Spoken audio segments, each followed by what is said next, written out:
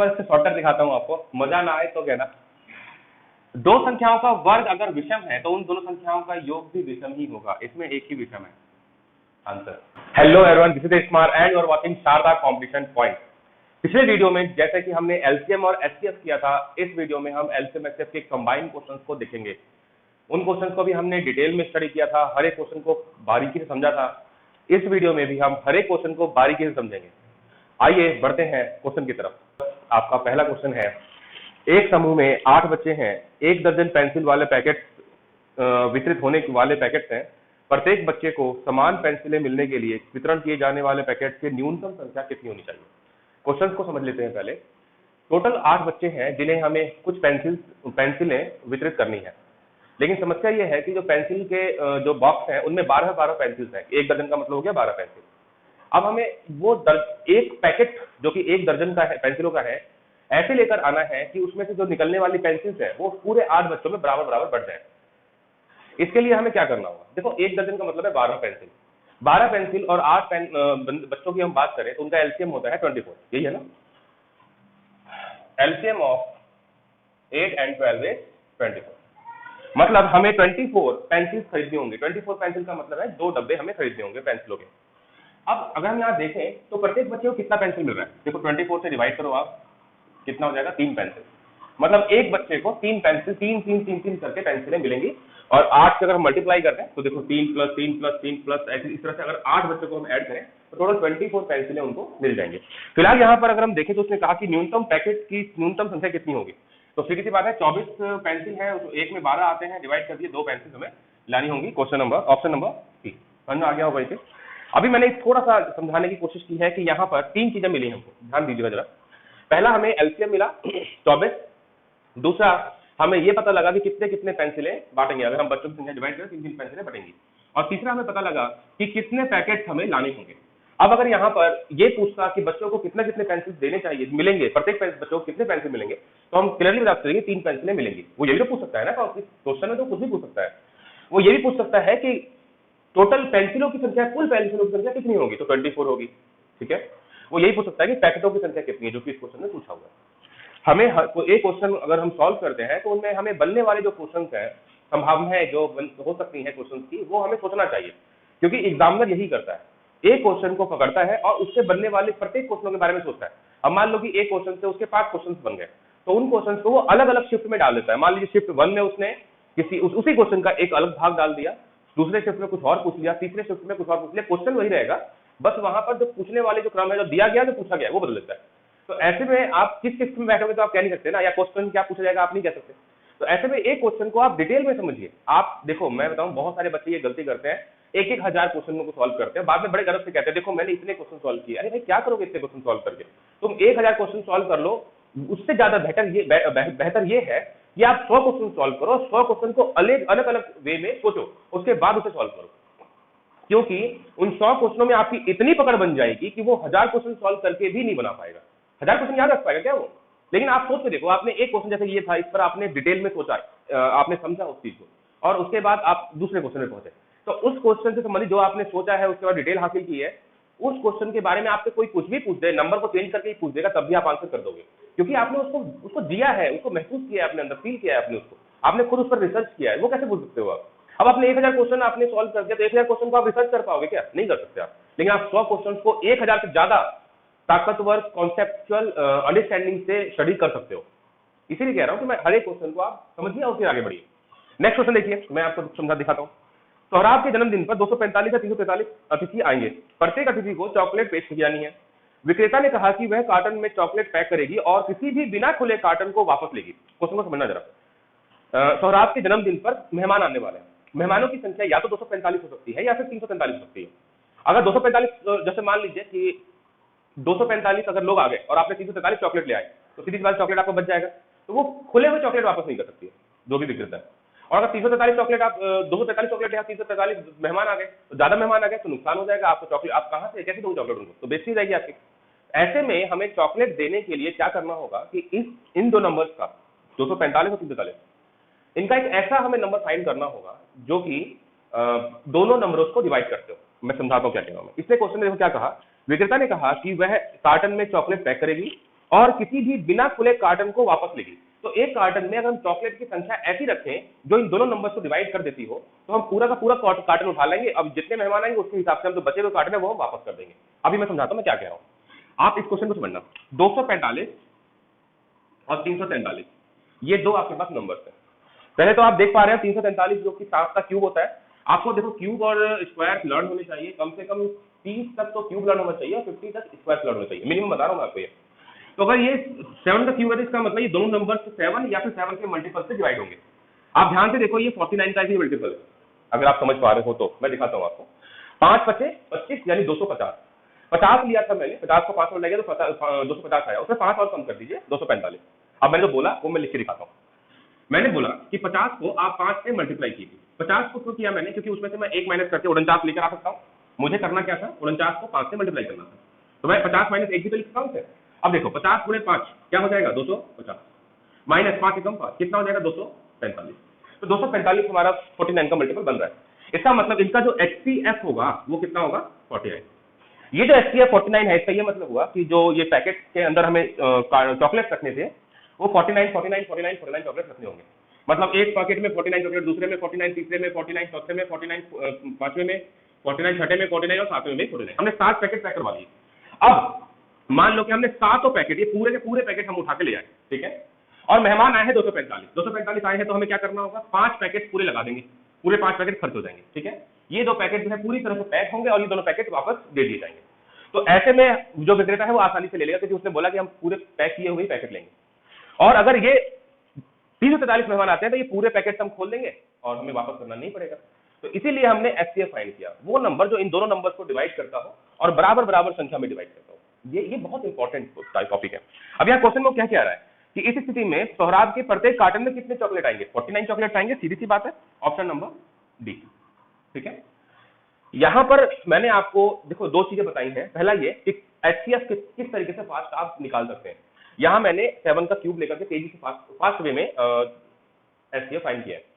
दूसरा मैंने बताया आपको कि ये जो हमने नंबर्स हैं इनके HCF क्यों फाइंड किए, ताकि इन नंबर्स को हम समान रूप से बांट सके और फिर उन्हें जितने लोग मेहमान आए हैं उसके हिसाब से पैकेट को हम डिवाइड कर देंगे या फाड़ लेंगे।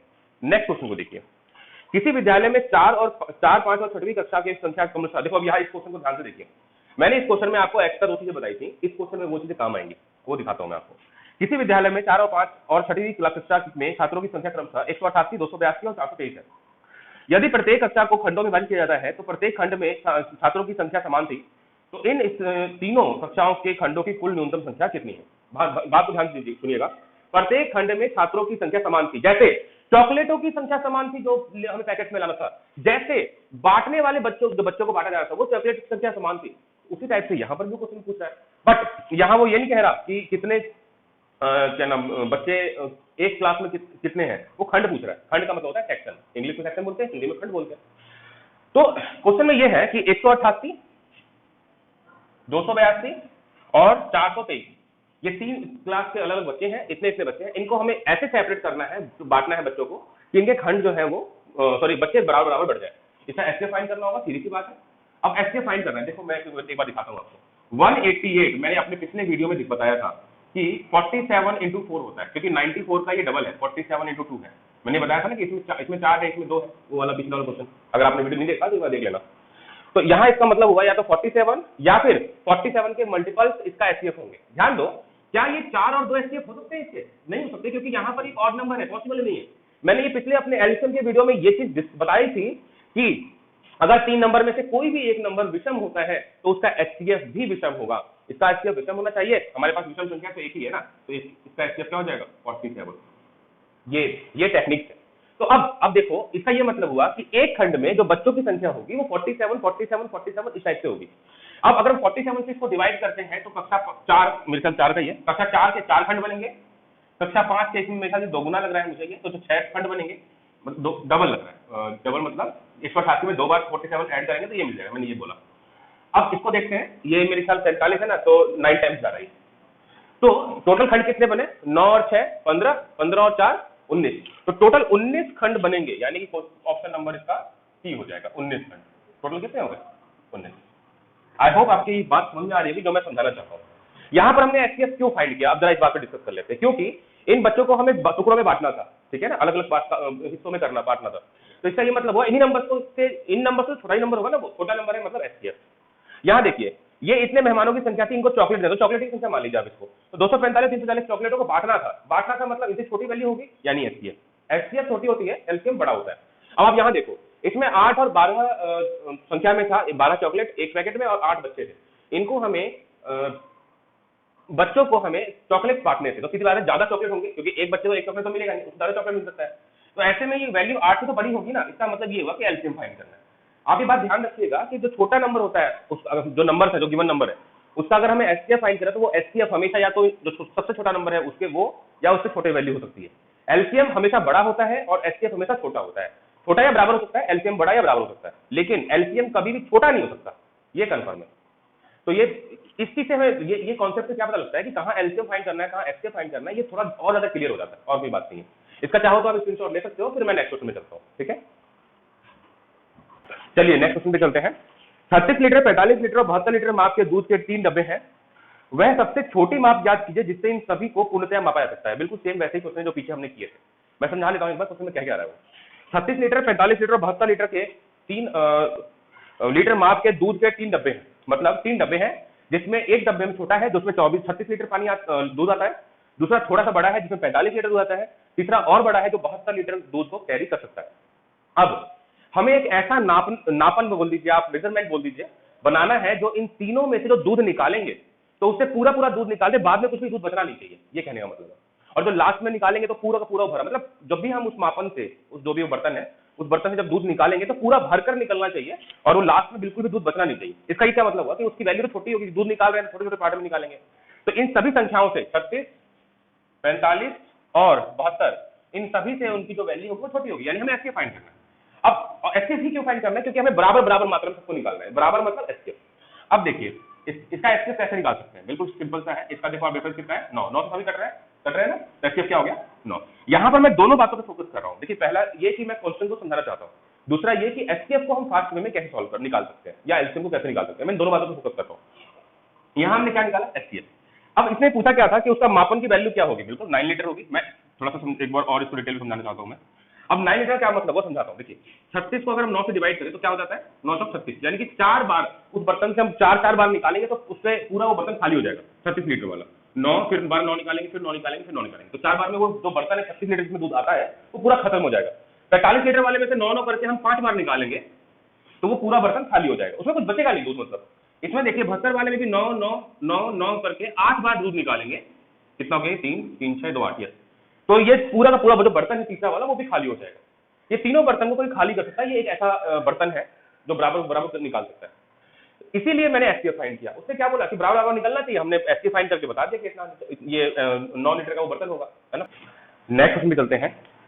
सबसे बड़ी वर्गाकार टाइल की भुजा की लंबाई क्या होगी जिसका उपयोग 13.92 मीटर लंबी और 5.22 मीटर चौड़ी टाइल के फर्श को बनाने के लिए किया जाता है। क्वेश्चन में क्या कह रहा है कि देखो एक फर्श है, एक आयताकार फर्श है, केवल फर्श नहीं आयताकार फर्श, जिसकी लंबाई आपको दे रखी है 13.92 मीटर और 5.22 मीटर, वैसे काफी बड़ा हॉल टाइप का हो गया वैसे। अब अगर इसमें आपको फर्श में टाइल लगाना है, ठीक है ना, और वो सभी वर्गाकार है, मतलब सेम साइज के हैं, सेम लंबाई चौड़ाई ऊंचाई की, सब मतलब मोटाई सेम, कुछ सब कुछ सेम। तो यहाँ पर अगर सेम साइज के हैं तो ऐसे ऐसे हम बना सकते हैं ना।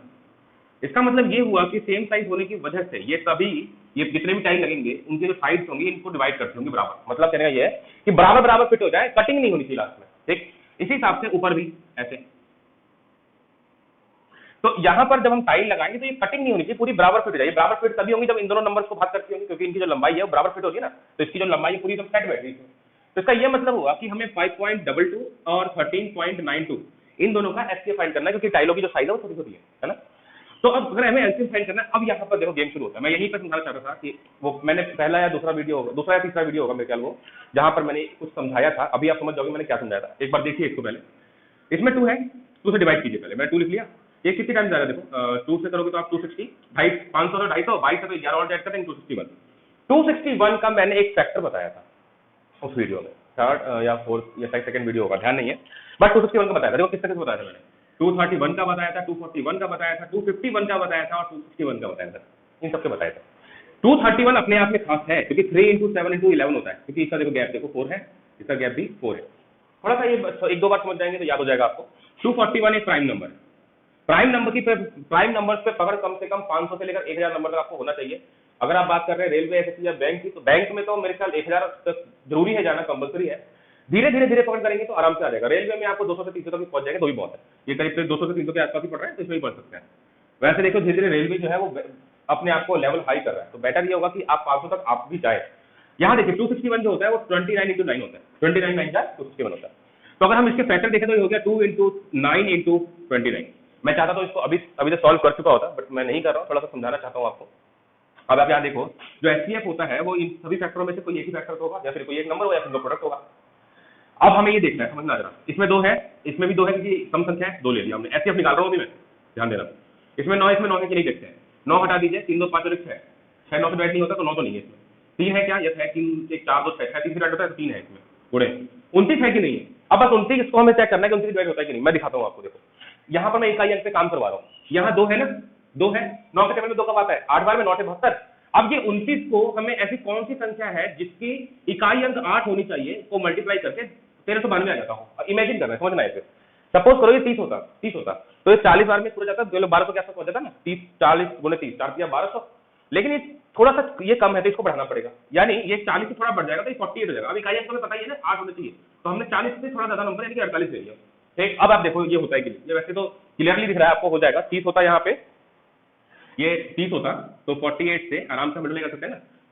5 या 15 150 में से 6 कम कर दो, 1440। ठीक है, लेकिन ये तो हमने 48 में और कम करना पड़ेगा, क्योंकि यहाँ पर हमने 30 की जगह 29 लेना है, तो 48 और कम कर दीजिए, 92 हो जाएगा। 1440 से आप 48 कम करेंगे, 92 आता है।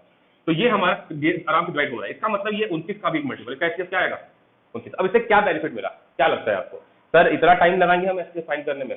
भाई अगर आप इसको एचसीएफ फाइंड करके देखो, आपको टाइम ज्यादा ना लगे तो कहना, नंबर ऐसा दे रखा है उसमें, वो फंसाना चाहता है आपको, बट हम फंसेंगे नहीं, हम इसे अपने कॉन्सेप्ट से सॉल्व करेंगे। अब मैं दिखाता हूँ आपको। इससे पहले तो यहाँ पे पूछा है कि फर्श बनाने के लिए सबसे बड़ी वर्गाकार टाइल की भुजा कितनी होगी, साइड पूछ रहा है। अगर यहाँ नंबर ऑफ टाइल्स यानी टाइलों की संख्या पूछ देता ना वो, तो फिर आप कैलकुलेशन करते रह जाते हैं, इसीलिए मैंने इतना डिटेल दिया है। यहाँ पर देखो क्या क्या चीजें पूछता है। एक तो पूछता है कि इन टाइलों की जो भुजाएं हैं उनकी लंबाई कितनी है, एक तो ये पूछ सकता है। दूसरा, इन टाइलों की जो संख्या है वो कितनी है, वो 2 चीजें पूछ सकता है, दोनों में से कोई एक पूछ सकता है। अब देखो सुनाता हूं मैं, हमें यहाँ पर क्या मिला, एक तो 2 मिला है, एक 3 मिला है और 29 मिला है। गुणा कर सकते हैं ना, देखो मैं इसे 30 मान लिया हूँ, 30 गुणे 6, 6 दिया 18, 180। लेकिन हमने क्या किया, एक कम लिया है, 6 को और कम कर दो इसमें से, 176। ये हमारा आंसर हो जाएगा 176। 1 मीटर 176 नहीं आ रहा, 6 कम करें ना, सॉरी 4 आएगा, 174 सी इसका आंसर हो जाएगा, 1 मीटर 74 सेंटीमीटर। आप कह सकते हो कि सर ये तो बहुत बड़ा लगा यार, मैंने यहाँ पर ये भी समझाया है आपको, मैंने इसका फैक्टर समझाया है आपको, मैंने आपको इसको डिवाइड करके दिखाया है, इसलिए टाइम लगा है। अगर मैं इसे डायरेक्टली सॉल्व करूं तो यकीन मानिए इतना टाइम बिल्कुल नहीं लगेगा, 10 से 15 सेकंड मैक्सिमम। जो जेन्युइन टाइम है वही बता रहा हूं मैं, फेंकने वाली बात नहीं है। 2 सेकंड में क्वेश्चन सॉल्व हो जाएगा, 5 सेकंड में क्वेश्चन सॉल्व हो जाएगा। वो जो क्वेश्चन होते हैं वो अलग होते हैं, ये अलग है। अभी इनको टाइम थोड़ा देना तो पड़ेगा ही आपको। अभी मैं दिखाता हूँ आपको 5.22। इसके फैक्टर्स देखें तो 2, अभी मैंने आपको ये 261 का बता चुका हूँ तो दोबारा नहीं बता रहा हूँ। 2 इंटू 9 इंटू 29 होगा, इसमें चेक कर ले। अब यहाँ पर जो नंबर होने चाहिए ऐसे भी फाइंड करना है, कर लेते हैं। इसमें 2 है, यस है, 3 यस है, 29 अभी हमने चेक किया था, इसका प्रोडक्ट ही हमारा आंसर होगा, एचसीएफ ये आंसर है। बस इतना ही टाइम लगता है एक्चुअली, बस थोड़ा सा आपका कैलकुलेशन ठीक होना चाहिए। अभी कैलकुलेशन ठीक नहीं है तो आप कितना भी टाइम दे लो उससे कोई फर्क नहीं पड़ता, आपका कैलकुलेशन थोड़ा बहुत ठीक होना चाहिए। कैलकुलेशन ठीक कैसे होता है, नंबर्स पे बस करके नंबर्स पे काम करना पड़ेगा आपको। इसमें दूसरा क्या आप कर सकते हो वो भी देख लो। आप एक ऑप्शन से भी हम कर सकते हैं। ऑप्शन ए है 58, ऑप्शन बी है आपका 116 मान लीजिए फिलहाल, 1 मीटर 16 सेंटीमीटर है तो 116 हो जाएगा। सी है आपका 174 सेंटीमीटर और डी है 87 सेंटीमीटर। ठीक है ना, अब ध्यान से समझ जरा, इन दोनों में, इसमें भी और इसमें भी 3 है, इसमें 5 4 9 होता है, इसमें भी आपका 9 और 6 15 होता है, तो 3 से डिवाइड होता है। ये 3 से डिवाइड नहीं होगा क्योंकि यहाँ पे आसपास 13 है, नहीं हो रहा। 5 8 2 6 2 8 नहीं हो रहा। अब ये दोनों ऑप्शन में से बच गया। यहाँ देखो ये वाला तो इवन है, सॉरी ऑड है, यहाँ तो दोनों संख्या इवन है, इवन है तो इवन होगी एचसीएफ, इसको घटा दिए, ये हमारा आंसर है। अब ये सर आप पहले बता सकते थे, बिल्कुल बता सकता था, लेकिन अगर आपको मैं ये पहले बताता तो आप ये कॉन्सेप्ट पहले नहीं सीखते, और इस कॉन्सेप्ट की वजह से आपने इन नंबर्स को भी सीखा। मेरा उद्देश्य है आपको क्वेश्चनों में पकड़ हासिल करना, ना कि ऑप्शन पे केवल काम करना। केवल ऑप्शन पे काम करेंगे तो नहीं, पॉसिबल नहीं है कि आप कोई भी कॉम्पिटिशन निकाल सके, क्योंकि वहां एग्जामिनर ऑप्शन से भी क्वेश्चन देता है तो कॉन्सेप्ट भी क्वेश्चन देता है, तो दोनों पे पकड़ होनी चाहिए आपकी। एक बात और मैं आपको समझाना चाहता हूँ यहाँ पर वो एक नंबर ऑफ टाइल्स का ही पूछ सकता है क्वेश्चन, नंबर ऑफ टाइल का। ऐसे क्वेश्चन में क्या करें, जो नंबर ऑफ टाइल्स है ना, ये कुछ नहीं करना होता है, जो इसका एचसीएफ आया है, ये जो हमारा एचसीएफ आया था 174, ये इससे हम इन दोनों को डिवाइड कर देंगे, जो नंबर आएगा उसको हम प्रोडक्ट निकाल देंगे, आंसर आ जाएगा। वो तो खैर आपको ज्यादातर पता ही होगा, बट फिर भी मैं एक बता दे रहा हूँ, जेन्युइनली हो सकता है कोई बच्चे को नहीं पता होता है, इसलिए और कुछ नहीं। अब आप स्क्रीनशॉट लीजिए, नेक्स्ट क्वेश्चन चलते हैं। ओके, इस क्वेश्चन को देखते हैं। ज्यादातर बच्चों को ये क्वेश्चन आते होंगे, बट मैं यहाँ पर एक्चुअली इसको फास्ट वे में कैसे सॉल्व करना है मैं ये दिखाना चाहता हूँ आपको। दो संख्याओं के लासा और मासा क्रमशः आपको 693 और 11 दे रखे हैं, मतलब एलसीएम है 693 और एचसीएफ है 11। आपको नंबर 1 99 दे रखा है, नंबर 2 आपसे पूछ रहा है। फॉर्मूला तो पता ही होगा आपको, फिर भी बता दे रहा हूँ मैं, LCM into HCF equals to number 1 into number 2। मैं ये बार बोलता हूँ सर आपको पता ही होगा, ऐसा इसलिए बोलता हूँ कि बहुत सारे बच्चे अब लंबे समय से तैयारी कर रहे हैं, क्योंकि एग्जाम इसका इतना लेट में आया, इसलिए मैं ये अक्सर बोल देता हूँ। हो सकता है बहुत सारे बच्चे नहीं जानते होंगे, बट फिर भी मैं ये कहता हूँ क्योंकि ये कॉमन क्वेश्चन है, छोटे क्लासेस में भी आते हैं, इसलिए। एलसीएम देखिए 693 है इसका, एचसीएफ इसका 11 है, एंड नंबर 1 है इसका 99 और नंबर 2 हमें फाइंड करना है। एक्चुअली हमें किसी कैलकुलेशन की यहाँ कोई जरूरत नहीं है, आप सिर्फ इतना देखिए कि इसका यूनिट डिजिट क्या है, बस, और कुछ नहीं। हमें यहाँ पर यूनिट डिजिट पे काम करना होगा, तो देखो यहाँ पर नंबर 2 क्या रखें कि 9 को मल्टीप्लाई करने पर 3 एकम 3, इसका प्रोडक्ट क्या आता है, 3 आता है, तो 9 को किससे मल्टीप्लाई करें, यहाँ पर जिसका इकाई अंक कुछ होना चाहिए, 3 आ जाए, 9 सत्ते 63 होता है, और किसी में तो 3 आता नहीं है, तो यहाँ पर जो भी संख्या होगी उसके इकाई अंक में 7 होना चाहिए। ऑप्शन चेक करें, एक ही आंसर। ओके, मैं इकाई अंक पे काम करवाना चाहता था। दूसरा आप डिजिट सम भी यूज कर सकते हैं, कोई इशू नहीं है, बट यहाँ प्रॉब्लम ये है कि यहाँ 99 है, और जब भी कोई एक बार 9 आ जाए तो दोनों तरफ 99 ही आने वाला है। अब देखो जब 9 आ गया तो इधर डिजिट सम 9 है, इधर भी 9 अपने आप आ जाएगा। देखो 6 3 9 आ गया, आपकी 9 कितने मीटर आएगा तो डिजिट सम 9 ही आता है, तो दोनों तरफ ऑटोमेटिकली 9 आ जाएगा, आपको पता ही चलेगा यहाँ पर क्या रखना है। तो जब भी डिजिट सम 9 आ जाए वहां डिजिट सम काम करता ही नहीं है, तो बेहतर यह है कि आप इकाई अंक पे भी काम करें। सपोज कीजिए कि कभी इकाई अंक पर आपका आंसर नहीं आ रहा है, तो ऐसे में आप क्या कर सकते हो, आप 2 डिजिट भी ले सकते हो, तब भी आपका आंसर आ जाएगा।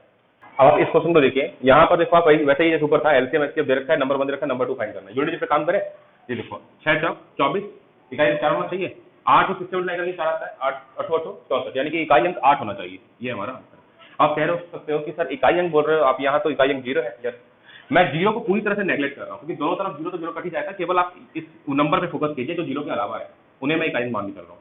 तो 6 चौक 24, इकाई अंक 4 होना चाहिए, 8 को किससे मिटाएगा कि 4 आ जाता है, 8 64 होता है, ये हमारा आंसर। 8 से 24 भी होता है, लेकिन यहाँ पर 3 है नहीं ऑप्शन के अंदर, ठीक है, तो वो हट जाएगा। नेक्स्ट देखते हैं, आप यूनिट डिजिट पे काम कर सकते हैं, मैं फिर से कह रहा हूँ डिजिट सम पे भी काम कर सकते हैं, यहाँ डिजिट सम काम कर जाएगा। देखो आप 6 1 7 4 और 2 6 तो 7 42, यानी कि 6 आना है आपका। यहाँ देखो 8 4 12, यानी कि यूनिट डिजिट 3। हमें ऐसे नंबर अप्लाई करना है कि यूनिट डिजिट आपका कितना आया था, 7 6 42, 6 आया था। अब यहाँ देखो आप 8 4 12, यानी कि 3 3 8 1 24, यानी कि 6 आ रहा है का, आप 6 करके देखो 3 6 18 9 आ रहा है, नहीं आएगा। 3 चौक 12 3 आ रहा है का, नहीं आएगा। और 9 तो हटाई दो क्योंकि यूनिट 9 तो है ही, हमारा डिजिट सम 9 तो है ही नहीं, ये हमारा आंसर हो जाएगा। अब इसको देखो, नंबर 1 और नंबर 2 का प्रोडक्ट आपको दे रखा है, एलसीएम ये है, एचसीएफ पूछा है, इसका इकाई कितना है 2, इसका इकाई कितना है 2, 2 से 2 काटो, कितना होना चाहिए 1, ये हमारा आंसर हो जाएगा। ठीक है, आगे चलते हैं, स्क्रीनशॉट ले सकते हैं। ओके, अब इस क्वेश्चन को देखते हैं। क्वेश्चन में कह रहा है कि 18 और 24 के व्युत्क्रम के लासा और मासा ज्ञात कीजिए। तो अगर हम देखें तो व्युत्क्रम का मतलब होता है उल्टा, यानी 1/18 और 1/24 का हमें लासा और मासा निकालना है। पहले लासा निकाल के देखते हैं। देखो ऊपर अगर लासा बोलता है तो ऊपर का लासा और नीचे का मासा निकलेगा, ये है ना। ऊपर का लासा का 1 का लासा 1 ही होता है और मासा हो जाएगा इसका 6। ऑप्शन में 2 है इसमें, तो हमें दोनों सॉल्व करना होगा, इसे हटा दीजिए। ये भी 1 है, 3 है। अब कह रहा है मासा निकालिए, तो ऊपर में हमें मासा यानी कि एचसीएफ को, नीचे वाले का एलसीएम निकालना होगा। 1 का मासा तो 1 ही आता है, इन दोनों का एलसीएम निकालेंगे तो 24 48 डिवाइड नहीं होता 72, जैसे होता है 72 हो जाएगा। तो 1/6 और 1/72 ये हमारा आंसर होगा। अगले क्वेश्चन देखते हैं। दो संख्याएं 3 और 5 के अनुपात में है, उनका लासा 75 है, उसको मासा निकालिए। ये दो संख्याएं हैं ए और बी, इनका ये अनुपात दे रखा है, ठीक है, और लासा आपको 5 दिया है, इसका एचसीएफ पूछ रहा है वो। एक बात ध्यान रखिएगा, इसके बहुत सारे टाइप बनते हैं क्वेश्चनों के। मैं इस क्वेश्चन के अंदर जितने हो सकते हैं उतने टाइप बताने की कोशिश करूंगा। इसको पहले हम समझ लेते हैं ताकि आप नंबर ऑफ टाइप्स के क्वेश्चन जो इससे बनते हैं उसको आप आसानी से सॉल्व कर सकें। तो पहले बात करते हैं नंबर की। देखो हम नंबर 1 और नंबर 2 को मान ले रहे हैं कि ए एक्स है और बी एक्स, ठीक है। अगर हम इसका एचसीएफ फाइंड करते हैं तो एक्स क्या होता है, कॉमन फैक्टर। इसका कॉमन फैक्टर तो एक्स है, तो एक्स हो जाएगा। एक काम करो, एक्स की जगह एच कर लो, इसे एच कर दे रहा हूं मैं, ऐसे पता लगेगा कि ये इसका एचसीएफ है ना, स्मॉल एक्स। एलसीएम में अगर लेते हैं तो इन दोनों का एलसीएम क्या होता है, कॉमन को एक बार लेते हैं, जो कॉमन नहीं है उसको उनको सबको ले लेते हैं। तो यहाँ ए और बी कॉमन नहीं है, उसको ले लिया, और एच दोनों में है तो एक बार ले लिया। ये इसका एलसीएम और एचसीएफ है। ये मैंने क्यों बताया है मैं समझा दूंगा अभी, पहले जरा समझ लें इसको। मान लीजिए कि आपको नंबर 1 और नंबर 2 अनुपात में दिया गया है, अगर इसका अनुपात आप निकालोगे तो AH अनुपात BH बनेगा, एच से एच कट जाएगा, क्या बन जाएगा, A अनुपात B, यही है ना। यानी नंबर 1 और नंबर 2 का जो अनुपात बना वो बना A अनुपात B, ठीक। अब देखो क्वेश्चन कैसे पूछता है, ये आपके पास सारा डाटा है। अब सपोज करो कि आप एग्जामिनर हो और ये सारा आपके पास डाटा है, तो वो आप एग्जाम में क्वेश्चन कैसे बनाओगे। पहले आप क्या करोगे, कभी आप ये अनुपात दे दोगे, एचसीएफ दे दोगे, एलसीएम पूछ लेगा, ठीक है। कभी आपसे ये अनुपात दे देगा, एलसीएम दे देगा, एचसीएफ पूछ लेगा। कभी आपसे नंबर 1 दे देगा, नंबर 1 अनुपात दे देगा, कभी आपसे नंबर 1 पूछ लेगा एचसीएफ दे करके, मतलब कभी आपसे बोलेगा कि अनुपात ये है, एलसीएम ये है, बताओ नंबर 1 और नंबर 2 क्या है। ऐसे बहुत सारे क्वेश्चन बनते हैं, देखो इसमें कितने सारे मैंने क्वेश्चन मतलब गिनाए आपको। तो ऐसे सभी क्वेश्चनों का सिर्फ एक छोटा सा तरीका आपको बता रहा हूं मैं, वो क्या है समझना। आप सबसे पहले एचसीएफ फाइंड कर लो। अगर आपने एचसीएफ फाइंड कर लिया और अनुपात दे रखा है, आपसे जो पूछेगा हम निकाल देंगे। देखो आपके पास अगर एचसीएफ है, नंबर 1 पूछा आपसे, तो एच को ए से गुणा करो, एच मिल गया, नंबर 1 मिल गया। अगर आपको नंबर 2 पूछता है, आपके पास एचसीएफ है, तो बी को ऐसे मल्टीप्लाई करेंगे, नंबर 2 मिल जाएगा, होगा ना। अगर आपसे एलसीएम पूछता है तो आप ए, बी और एच यानी कि एचसीएफ को मल्टीप्लाई कर देंगे, आपको एलसीएम मिल जाएगा। तो आपका मेन फोकस होना चाहिए कि एचसीएफ कैसे फाइंड करना है। कई बार ऐसा भी होगा एचसीएफ नहीं फाइंड कर पाएंगे, उनको हम अलग से देख लेंगे। आप सपोज करो कि आपको नंबर 1 नंबर 2 का अनुपात दिया हुआ है, इन दोनों का अनुपात दिया है और एलसीएम आपको दिया है, बाकी चीजें पूछी हैं।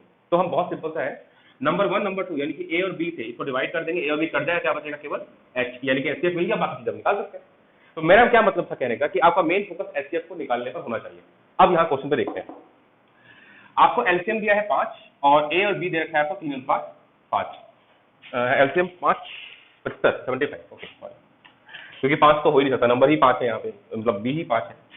तो अब यहाँ पर देखोगे आप, तो क्या करना है, एलसीएम को ए और बी से डिवाइड कर दीजिए, एचसीएफ मिल जाएगा। तो एचसीएफ इक्वल टू क्या हो जाएगा, एलसीएम बटे एबी, यही है ना, यानी 75 बटे एबी का मतलब 5 किया 15, 15 से डिवाइड कर दो, 15 × 5 75, एचसीएफ क्या आ गया इसका 5। अब आगे कुछ भी पूछते हैं हम सब निकाल सकते हैं इसमें। देखो अब आपको एलसीएम दे रखा है, ए अनुपात बी दे रखा है आपको, और आपसे देखो नंबर 1 और नंबर 2 का डिफरेंस पूछ रहा है। देखो चेंज किया ना, अभी तो मेरे छूट ही गया एक्चुअली, नंबर 1 नंबर 2 डिफरेंस भी तो पूछ सकता है, ये छूट गया। तो यही मैं समझना चाहता हूँ कि अब एचसीएफ फाइंड करो, कितना सिंपल है, एलसीएम को डिवाइड कर दो एबी से, आपको क्या मिल जाएगा, एचसीएफ मिल जाएगा। यानी कि 100 को आपको डिवाइड करना है 5 चौके 20 से, 20 से डिवाइड करो कितना आ जाएगा 5, यानी इसका एचसीएफ कितना है 5। अब आप देखो नंबर 1 निकालना है तो एचसीएफ को ए से मल्टीप्लाई कर दो, नंबर 1 इक्वल टू क्या हो जाएगा 4 × 5, 4 × 5, क्योंकि ए एच है ना, ए एच का मतलब क्या है, ए है वैल्यू 4 और बी एच की वैल्यू है 5, तो बी हो गया आपका नंबर 1 बी, ठीक। इसी तरीके से आप नंबर 2 भी फाइंड कर सकते हैं, क्या हो जाएगा 5 × 5 यानी कि 25, आप इसका डिफरेंस निकालेंगे तो 5 आएगा, तो ये है। लेकिन आप इतना क्यों करोगे, आपको एचसीएफ मिल गया ना यहाँ पे 5, ठीक है। आप क्या करो 4 और 5 का डिफरेंस निकालेंगे, सीधा 5 मल्टीप्लाई कर दो, 5 - 4 गुणे 5 मल्टीप्लाई करोगे 1 × 5 कितना आ जाएगा, ये हमारा। आपके पास एक तो तरीका ये था कि आप नंबर 1 नंबर 2 को निकाल करके पूरा फाइंड करो, दूसरा तरीका ये था कि आप इनके रेशियो को ही डिफरेंस कर निकाल दो और एचसीएफ से मल्टीप्लाई कर दो। देखो एचसीएफ कितना इंपॉर्टेंट है, आपको नंबर 1 नंबर 2 का डिफरेंस निकालना है, ए और बी का डिफरेंस निकाल के एचसीएफ से मल्टीप्लाई कर दो। नंबर 1 नंबर 2 निकाल रहे हैं तो भी आप एचसीएफ से मल्टीप्लाई कर सकते हो, ये कुछ खास है। अब इसके आगे चलते हैं, आगे कह रहा है कौन सी संख्या सभी संख्याओं का गुणनफल होती है, कौन सी संख्या सभी संख्याओं का गुणनफल होती है, बता सकते हो आप, गुणनखंड होती है। हाँ, 1 हमेशा हर एक नंबर का गुणनखंड है। जैसे मान लो कि 3 है, 3 को मिलता है 1 × 3 या 1,3, 4 है तो 4 मिलता है 1, 2, 4, ऐसे गुणनखंड कितने होते हैं, 1, 2, 4 होते हैं, तो सबका एक जो होता है गुणनखंड होता है। आगे बढ़ते हैं, दो संख्याएं 4 और 5, ये तो मैंने बता दिया आपको। नेक्स्ट है, दो संख्याएं का लासा 9 है, देखो एचसीएफ जो है वो 9 है और अनुपात आपको दे रखा है 5:7, ठीक है। आपसे कह रहा है कि उनका अंतर, फिर से सेम क्वेश्चन आ गया, ये वाला बिल्कुल सेम क्वेश्चन है। तो अभी देखो हम कैसे निकालेंगे, एचसीएफ है, इसका डिफरेंस निकालो, क्या है 5 - 7 2 को मल्टीप्लाई कर दो 9 से, कितना आ गया 18, ये हमारा आंसर है, 18 ऑप्शन में बी में ये। तो नेक्स्ट क्वेश्चन में आगे चलेंगे, एक बार आप स्क्रीनशॉट ले लीजिए, ठीक है। जो अभी हमने क्वेश्चन किया था उसी तरह का एक और क्वेश्चन है जहां पर रेशियो में दे रखा है, अनुपात में दे रखा है। ऐसे क्वेश्चन में क्या करना है, देखो ये 3 है ना, इस तरफ ले जाओ इसको, ये जगह 3:2, अब बाकी सेम वही प्रोसेस है। एलसीएम आपको दिया है, ए और बी दे रखा है आपको, आपसे संख्याओं का योग पूछा है, यानी कि नंबर 1 और प्लस नंबर 2 पूछा है। इसके लिए क्या करना है, कुछ नहीं, इन दोनों का योग करिए, यानी 3 और 2 का योग करिए। किसका योग कर रहे हैं हम, ए + बी का योग कर रहे हैं, ठीक है ना, इनटू जो भी इसका एचसीएफ है उससे मल्टीप्लाई कर दीजिए। अभी एचसीएफ तो फाइंड करना पड़ेगा, तो एचसीएफ मैंने आपको पहले ही बता दिया है कि जब भी ऐसे क्वेश्चन आए तो पहले आप एचसीएफ की तरफ भागिए। यहाँ पर आपको एचसीएफ फाइंड करना है तो एलसीएम को आपको एबी से डिवाइड कर देना है, यही तो एबी था। तो एलसीएम कितना है 48, एबी यानी कि 3 दूनी 6 से डिवाइड करेंगे, 6 से 48, तो 8 आ गया। यहाँ 8 का मल्टीप्लाई कर दीजिए, 5, ये दोनों का सम 5 हो जाएगा, 5 8 40। चलिए नंबर 1 और नंबर 2 का योग कितना हो जाएगा, 40। ये था सिंपल सा क्वेश्चन था। इसमें देखिए अब आप, इसमें आपको एचसीएफ दे रखा है तो भागने की जरूरत नहीं है एचसीएफ के पीछे, सीधा हमें सॉल्व करना है। क्वेश्चन में क्या कह रहा है देख लेते एक बार। 3 संख्याओं का अनुपात आपको दे रखा है ये, उनका एचसीएफ आपको 45 है, दोनों इन संख्याओं का योगफल ज्ञात करना है। योगफल करना है, फिर से वही करना है आपको, 2 + 3 + 6, जैसे ऊपर भी योगफल निकाला था यहाँ भी योगफल निकालना है, गुणा 45 है ना। तो 6 2 8 3 9 को आपको 45 से गुणा करना है, मत कीजिए 10 से कीजिए सीधा चलो मत कीजिए, 10 से कीजिए, 4 45 को 10 से करेंगे 450 से 45 कम कर दीजिए 405। ऑप्शन चेक करें ये वाला, ठीक है। वैसे आप 9 की एबिलिटी चेक कर सकते थे, बट इतना क्या करना है, सीधा आंसर आना है। वो बच्चों वाला क्वेश्चन है, कैलकुलेशन कुछ खास नहीं है इसमें।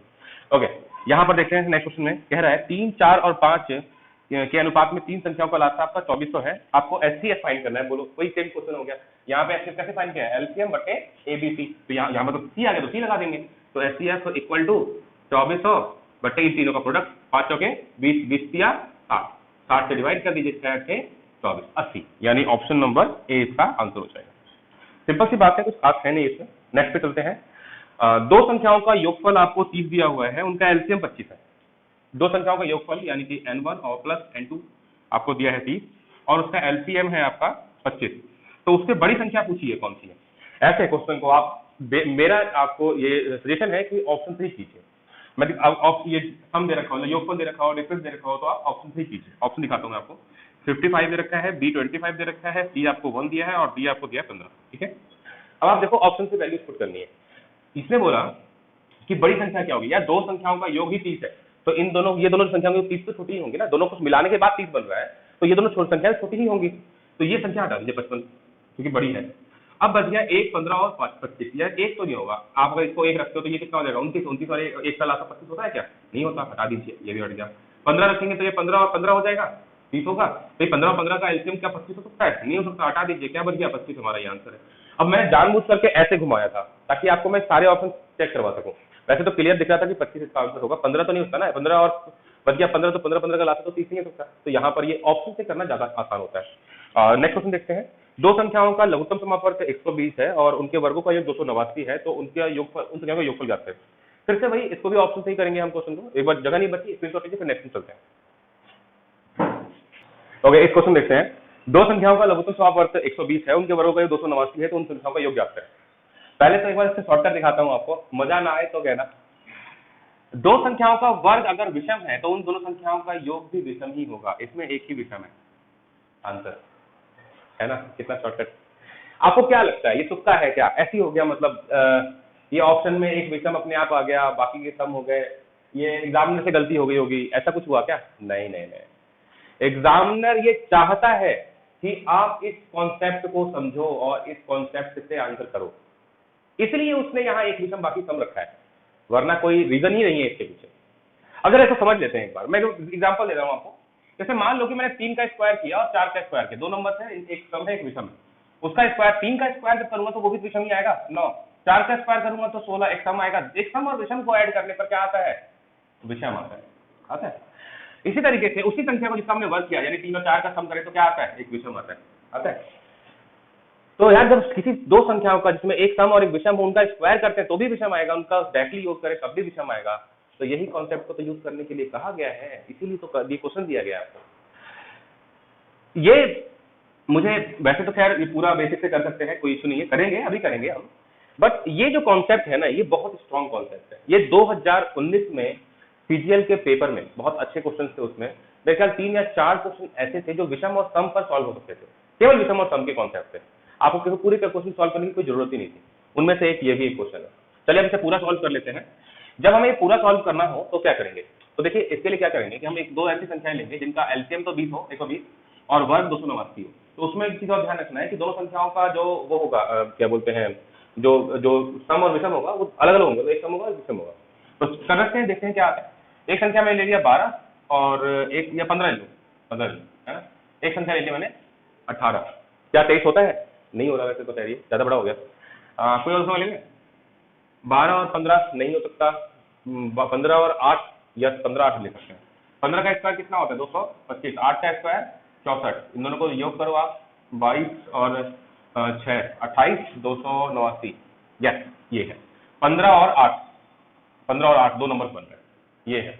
अब इसी तरह से आपको ये सोचना पड़ेगा कि कौन से नंबर हो सकते हैं जिनका एलसीएम 120 हो। अब इसके लिए आपको एलसीएम निकालना पास होना चाहिए। अब एक बात ये होता है कि 15 और 12 मैंने क्यों नहीं लिया, इसको इसलिए नहीं लिया 15 और 12 क्योंकि इनका एलसीएम 60 होता है ना। तो फिर हमें तो एलसीएम 120 चाहिए था, तो मैंने इसको और डिक्रीज कर दिया, थोड़ा सा और छोटा कर दिया 12 को, तो ये हो गया 8। फिर मैंने ट्राई किया तो यस मेरा आंसर मिल गया। दूसरी बात, यहाँ पर 15 ही मैं बार बार क्यों ले रहा हूँ, 16 क्यों नहीं ले रहा हूँ, 17 क्यों नहीं ले रहा हूँ, ये क्यों नहीं कर रहा हूँ, ऐसा रीजन है।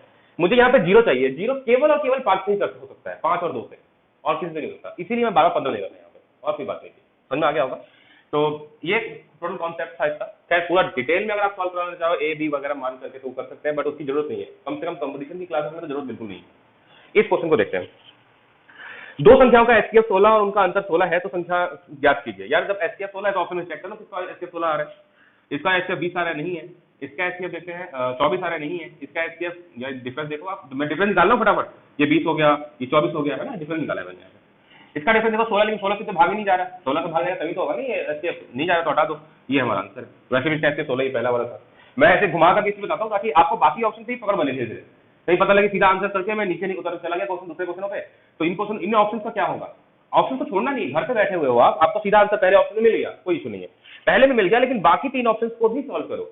इससे क्या होगा, इन नंबर से पकड़ बनेगी ना आपकी, नंबर से पकड़ बनाना इंपॉर्टेंट है, क्योंकि जरूरी थोड़ा यार कि पहले में ही आंसर मिल जाए, हो सकता है चौथे में मिले, फिर तब तो ये 3 में टाइम बेकार जाएगा ना आपका, तो इससे पकड़ होना चाहिए और कोई बात नहीं है। अब आप यहाँ देखिए एचसीएफ है 12 और एलसीएम है आपका मेरे साथ 720, और इन संख्याओं का संभावित कितने जोड़े बनाए जा सकते हैं, कहने क्या मतलब है, ऐसी कितनी संख्याओं के जोड़े हो सकते हैं जिनका एलसीएम 720 होगा और एचसीएफ 12 होगा, वो क्वेश्चन में ये पूछा है।